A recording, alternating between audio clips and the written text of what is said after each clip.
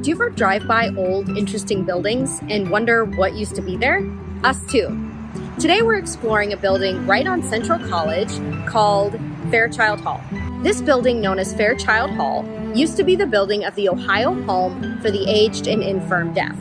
We are joined by Nathan Baker, historian at the Central College Presbyterian Church, to get a tour and the inside scoop on the building's history.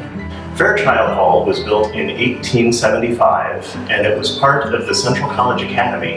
It was a preparatory school. The school did not prosper, however, so in 1896, the Ohio Home for the Aged and Infirm Deaf purchased the land from the school. Really, it was the first of its kind on this side of the Appalachian Mountains, and the home was greatly anticipated by many who lived here in Ohio. Prior to the opening of this building, if you were deaf, you were put in county homes. These homes were not well cared for due to lack of funds.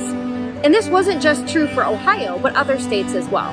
So when this home was built, it was able to bring people in from all corners of the state and even states surrounding Ohio. It was a sense of community for them. This building here was really the mainstay for the property.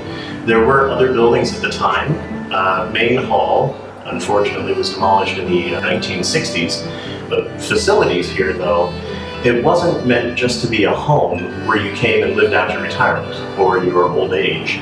You would farm on the tractors that were provided. There were horse-pulled plows that you could use. Canning of preserved items, so they would actually can peaches and can other materials that were grown here in the orchards. They would sell actually a lot of the fruit that they would can, or even a lot of the produce from the farm. They would sell those items and help bring in money to upkeep the buildings, buy new things like that. And if you weren't interested in farming, you could do sewing, help maintain the buildings. You could become just a regular staff member where you would help clean the rooms and keep the buildings nice and clean. The home wasn't just for deaf residents. It welcomed blind people as well. Some were even deaf and blind. And there were special jobs for blind people to do on campus. You could go down and cane chairs, actually make seat bottoms for those chairs. You could make brooms. You could do woodworking. You could do whatever you wanted. Because of the way they ran the facilities, they became fully self-sufficient. Money was not coming from any federal or local governments. It came from residents working the grounds themselves. However, in the 1950s, the Ohio General Assembly had new regulations that made these buildings unfit for residents. The hallways were too narrow. You had open staircases like this that were not very good for fire protection.